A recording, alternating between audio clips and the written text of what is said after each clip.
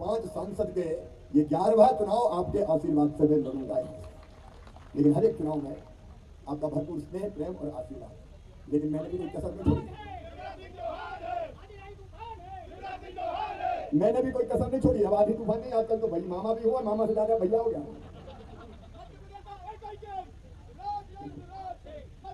मैं तो सेवक हूँ। यहाँ कई आंदोलन किए, कई प्रदर्शन किए, यहीं से जेल गया मैं, पता नहीं कितने कार्यक्रम आयोजित किए, आज वो सब याद आ रहे हैं। आपने प्यार और विश्वास दिया, लेकिन गर्व के साथ ये कहता हूँ, मैंने भी आपका मान, सम्मान और शान पूरे हिंदुस्तान में ऊंची की है। बताओ किया कि नहीं की? अरे जोर से बताओ, किया कि नहीं किया? आज बुधनी पहचान है मध्य प्रदेश की, है कि नहीं? और बुधनी की शान आप है, जो मेरी जनता जनार्दन रखी। एक तरफ विकास के काम उनको गिनाऊं तो बताओ, कोई ने सोचा था कि बुधनी में मेडिकल कॉलेज खुलेगा? अरे कभी सोचा था क्या? कांग्रेस ने कभी दिया क्या? बुधनी में मेडिकल कॉलेज, बुधनी में कॉलेज, बुधनी में ITI, बुधनी में CM राइज स्कूल, बुधनी में फ्लाईओवर, बुधनी में अंडरब्रिज, बुधनी में फैक्ट्रियां, बुधनी में अगर गिनाओ तो शानदार घाट। और अब बाहर से अपनी बुधनी देखो, जब जाते हो तब कैसी लगती है? अरे अच्छी लगती है कि नहीं लगती? ये बुधनी बदल रही, बुधनी विधानसभा बदल रही। एक एक काम, हाँ बंबई से भी अच्छी होगी यार, बंबई कहाँ लगता है अपनी बुधनी के आगे। लगातार हम बढ़ते जा रहे हैं और अभी तो और आगे बढ़ना है। लेकिन केवल बुधनी नहीं, पूरे मध्य प्रदेश को बढ़ाया है। आज लंबी बात नहीं करूंगा, लेकिन मेरी लाडली बहना एक बात बताना मुझे, कभी सोचा था कि कोई राज ऐसा भी आएगा, कोई भैया ऐसा भी आएगा जो खाते में सीधा पैसा डालेगा? बोलो, कभी सोचा था क्या? कांग्रेस ने कभी डाले क्या? भाई हो, बहन हो, बेटा हो, बेटी हो, जो दर्द, जो तकलीफ जनता की जिंदगी में मैंने बुधनी से ही बचपन से देखी थी। बेटी बोझ मानी जाती थी, बेटी के जन्म पे खुशियां नहीं मनाते थे, उदास हो जाते थे।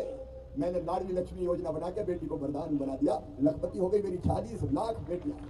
अभी सुनीता यहाँ पे नगर पंचायत की अध्यक्ष है, ये ऐसे नहीं है, आधी सीटों पे रिजर्वेशन दिया मैंने बहनों को, इसलिए बनी है ताकि महिला सशक्तिकरण का काम हो सके।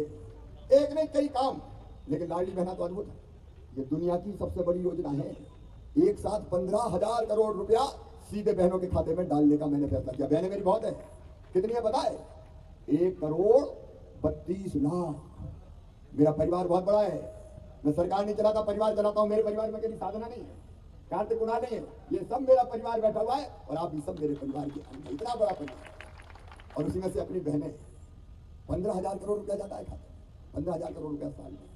कोई हिम्मत नहीं कर सकता था, कांग्रेस तो कर ही नहीं सकती, वो तो भी परेशान है कि मामा पैसे डाल रहा है, मामा पैसे डाल रहा है। अभी मेरी शिकायत की दिग्विजय सिंह ने कि मामा चुपचाप पैसे डालता है, चुपचाप काय को डंके की चोट डालूंगा और फिर 10 तारीख आ रही है, तुम्हारे खाते में फिर पैसा आएगा।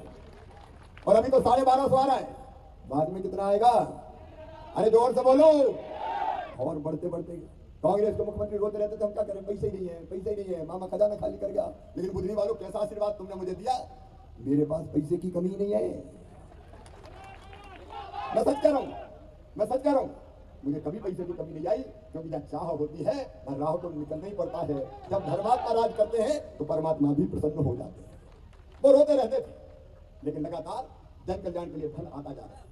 और केवल एक योजना नहीं, मेरे बेटा बेटियों, तुम्हारा भविष्य बेहतर बनाना, तो मेडिकल कॉलेज यहीं खोलना। और चिंता मत करना, इस मेडिकल कॉलेज में तो फीस भी कम लगेगी, लेकिन बेटा बेटियों की पढ़ाई ठीक चले, इसलिए अलग अलग योजनाएं।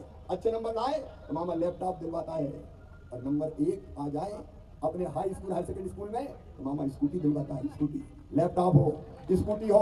और अब सुन लो मेरे बेटे बेटी और उनके मम्मी पापा हो, अगर मेडिकल इंजीनियरिंग कॉलेज में प्राइवेट में भी इन बच्चों का एडमिशन होगा तो 10-12 लाख रुपया साल की फीस होगी। वो फीस इनके मम्मी पापा नहीं चुकाएंगे। कौन चुकाएगा? अरे जोर से बताओ, कौन चुकाएगा? मामा चुकाएगा, मामा।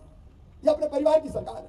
मेरी बहनों, जिनके घर टूटे फूटे झोपड़ियां में रहती है, अगला लक्ष्य तय किया है मुख्यमंत्री लाडली बहना आवास योजना बना के उनको पक्के घर बनाने के लिए पैसा दिए जाएंगे। ये परिवार की सरकार है, कोई टूटे घर में नहीं रहेगा।